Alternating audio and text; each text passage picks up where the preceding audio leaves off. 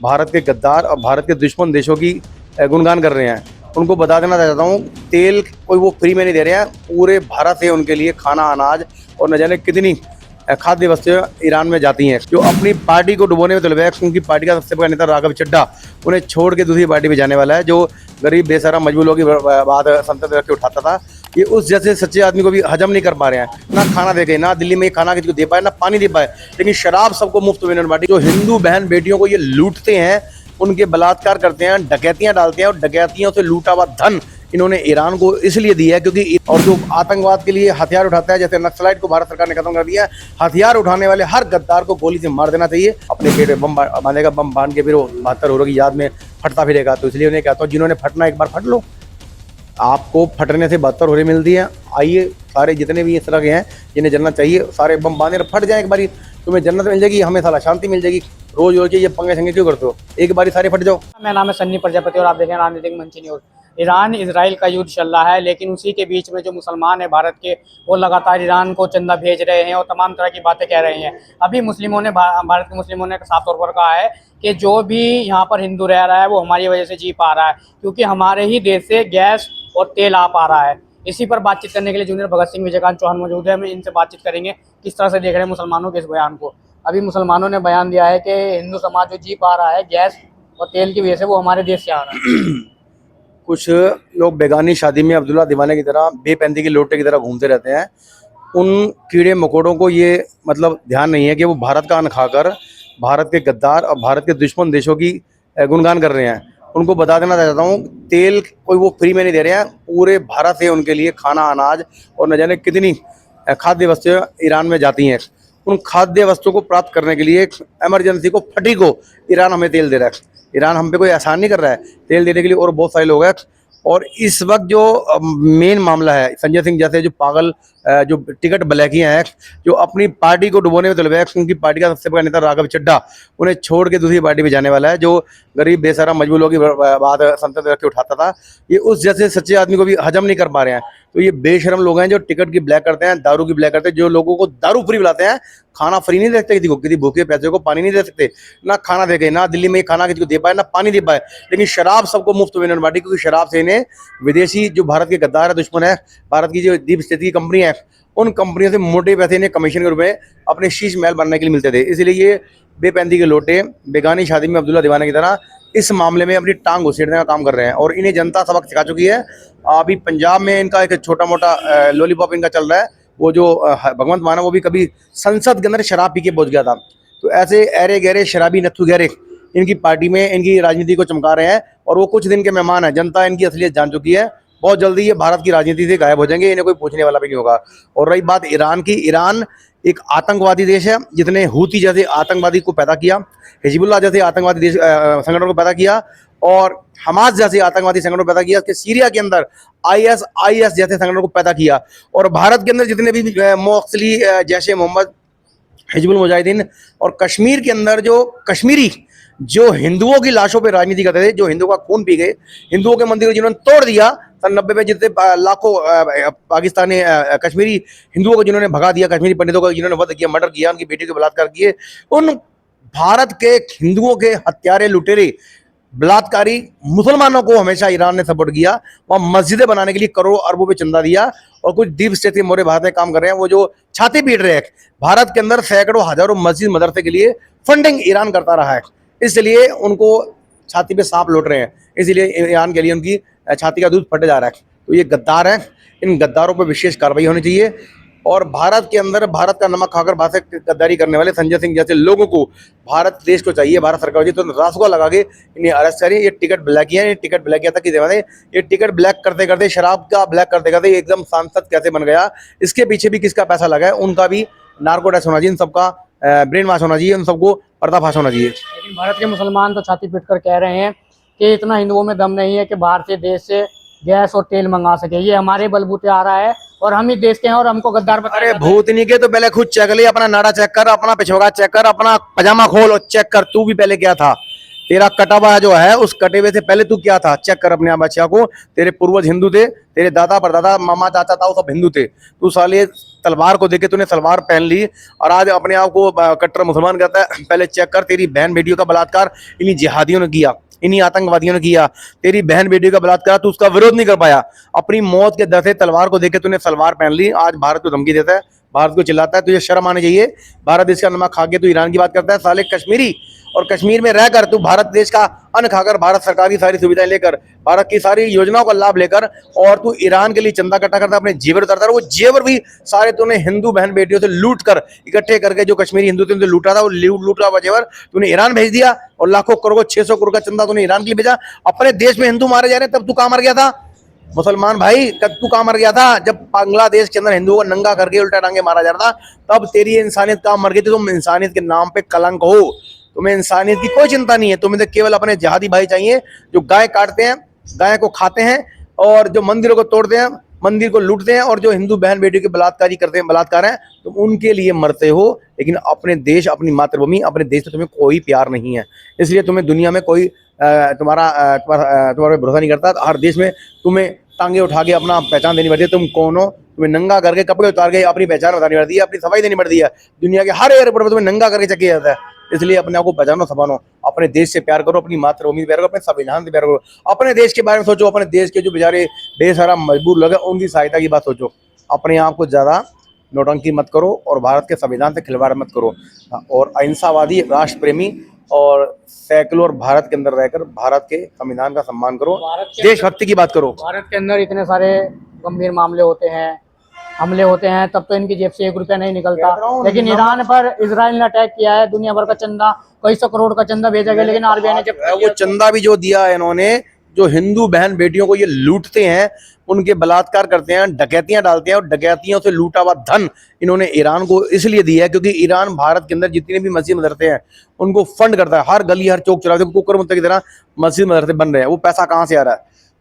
अब देखिए ना, जकात फाउंडेशन इन्हें 10 लाख करोड़ देता है, उससे भी इनका पेट नहीं भरता। हालात सर्टिफिकेट से 42,000 करोड़ नहीं मिलता, उससे भी इनका पेट नहीं भरता। उसके बावजूद ये डकैतियों में, आप देखो पूरे देश की लिस्ट उतारो, जेलें जो भरी बड़ी हैं इन्हीं डकैतों से बड़ी बड़ी हैं।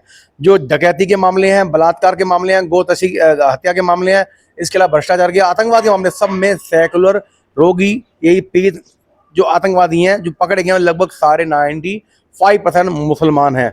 हर आतंकवादी मुसलमान नहीं है, लेकिन जो पकड़े जा रहे हैं वो सारे आतंकवादी मुसलमान ही क्यों हैं?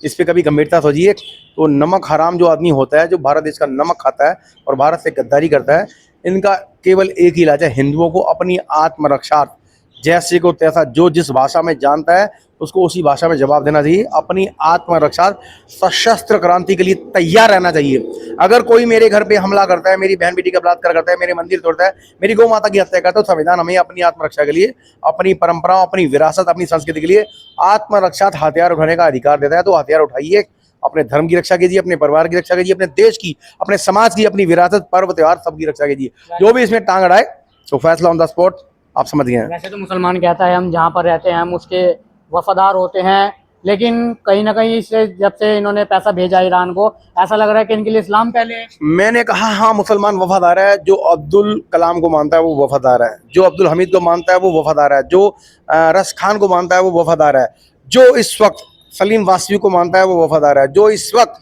अन्य जो अमजद शहजाद खान है और बहुत सारे ऐसे लोग हैं जो राष्ट्रवादी, जो वंदे मातरम गाते हैं, भारत माँ की जय बोलते हैं, भारत माँ को अपनी माँ मानते हैं, मातृभूमि से प्यार करते हैं, भारतीय संविधान को मानते हैं, ये सब लोग मुसलमान वफादार हैं। लेकिन जो गो हत्या करता है, जो पाकिस्तान को अपना बाप बोलता है, जो ईरान को अपना बाप बोलता है, जो वंदे मातरम का विरोध करता है, भारत माँ को डायन करता है, ये सारे मुसलमान गद्दार हैं, देशद्रोही हैं, आतंकवादी हैं। और इनका एक ही इलाज है, केवल जेल की सलाखें।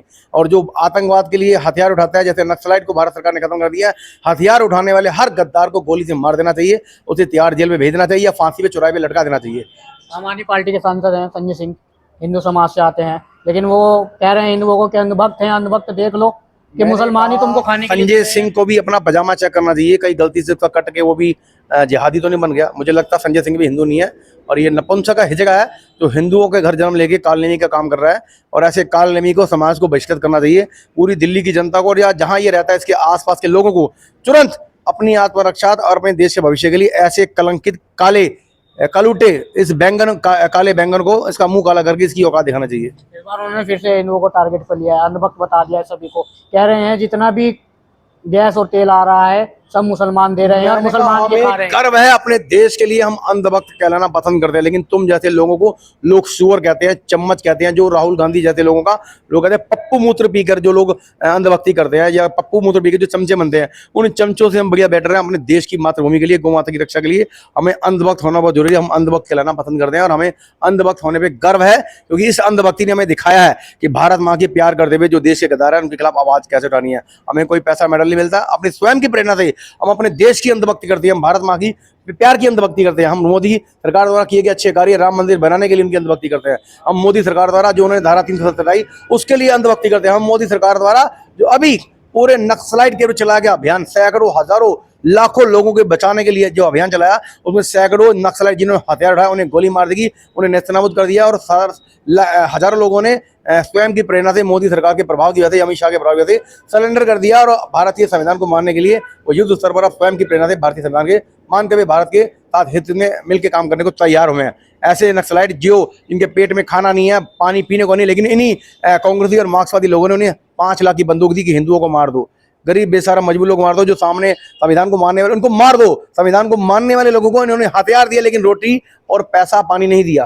तो ऐसे लोगों के विरुद्ध जंग का ऐलान किया भारत सरकार ने, इसलिए हम भारत सरकार की अंधभक्ति करते हैं। भारत सरकार ने ऐसे सैकड़ों अच्छे काम किए हैं जो गरीब बेसारा मजबूरों के लिए बहुत ही लाभदायक है, पूरा देश जानता है। और ये युद्ध काल में थोड़ी बहुत ही परेशानी आती है, संकट आते हैं, हम मुस्कुरा के झेलने के लिए तैयार हैं। पाकिस्तान में इस वक्त पेट्रोल 500 रुपये लीटर है, भारत में कितना है? भारत ने उल्टा रेट घटा दिया है।